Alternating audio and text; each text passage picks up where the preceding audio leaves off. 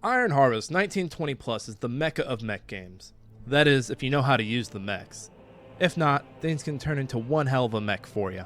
In celebration of Iron Harvest 1920 Plus coming to consoles, this series will explore each mech in King Art Games Steampunk RTS, and share some tips and tricks to find success on the battlefield. So what are we waiting for? Let's get started. This is the Iron Harvest MECHanized Guide.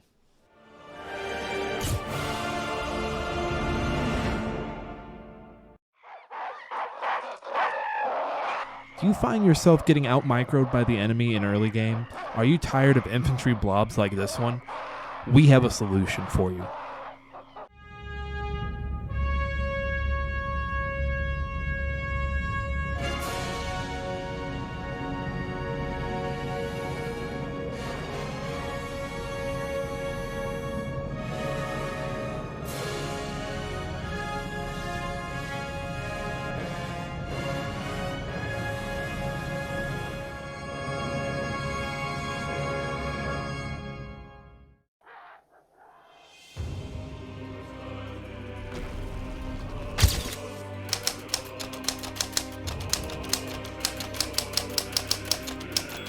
Nakovalnya moving.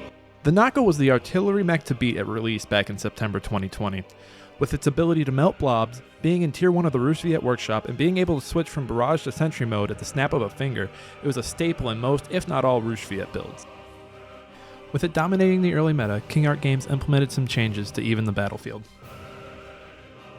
To help cool off the Nako, CAG extended the cooldown time between switching firing modes from 10 seconds to 25 seconds in changelog 6 on October 22, 2020. The Nako received another change with devlog 35 on February 25, 2021, this time in the form of a reserve coin cost change from 1 coin to 2 coins. On March 25, 2021, changelog 20 brought a decrease in damage to all armor types from 80 to 60, and a decrease in damage to structures from 50 to 40. Most recently, with devlog 43, the Nako saw a reduced cost from 140 oil to 100 oil. To this day, the Nako is still a threat and should be considered a staple in any Rusviet player's toolbox. Do you like messes? The Nako loves messes, due to its massive AoE.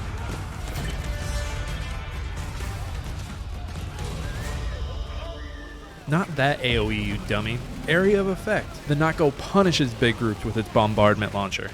Infantry blobs will be running for the hills in no time. The Nako can also deal out a good amount of damage to all armor types, and it can do it outside of its range as well. This is perfect for when the enemy sends in a mix of infantry and mechs to attack you. Things get even better with the Nako's vet ability, Sentry Mode. Sentry Mode will automatically fire more accurate rockets at any incoming enemies in range. That's right, all you have to do is set it and forget it. That's if you followed all the instructional material. Taking both the bombardment launcher and sentry mode into account, the Nako is a great defense option no matter what the enemy throws at you. If there's one issue this wheelie boy has, it's how vulnerable he is if he's not supported. What makes the Nako great against blobs makes it not so great against stragglers, who are able to close the gap and lay some fire down on your mech. To avoid this, support your Nako. Remember the old adage, power in numbers. Failing to support your Nako could end in a wheelie bad time.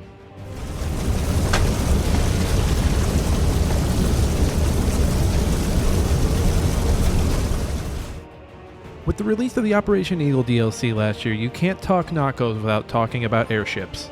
Unfortunately, an unvetted Nako cannot do battle with airships.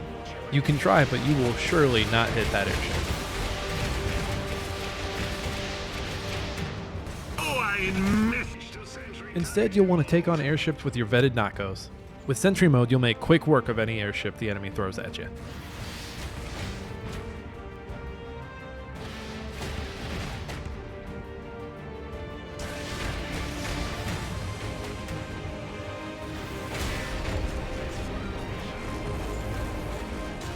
Remember, if the enemy is able to close the gap, switching from sentry mode into bombardment launcher now takes 25 seconds, which can leave your Nako vulnerable for a little bit.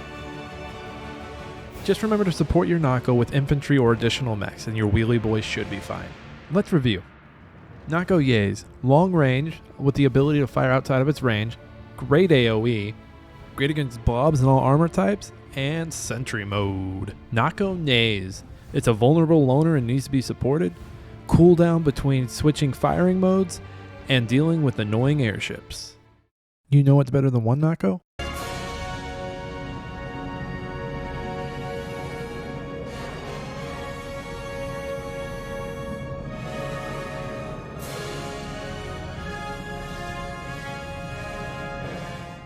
Hey everybody, Nick here. Thank you for all the support and comments under the last video, everybody. We hope you enjoyed this episode just as much. We've still got over 20 more mechs to go. Up next is Usonia's Stark mech. Remember to subscribe and like below to keep up with the series. And while you're at it, check out the description. We have links to other creators in the Iron Harvest community. Check them out, show them some love. As always, keep on harvesting, and we'll see you next time.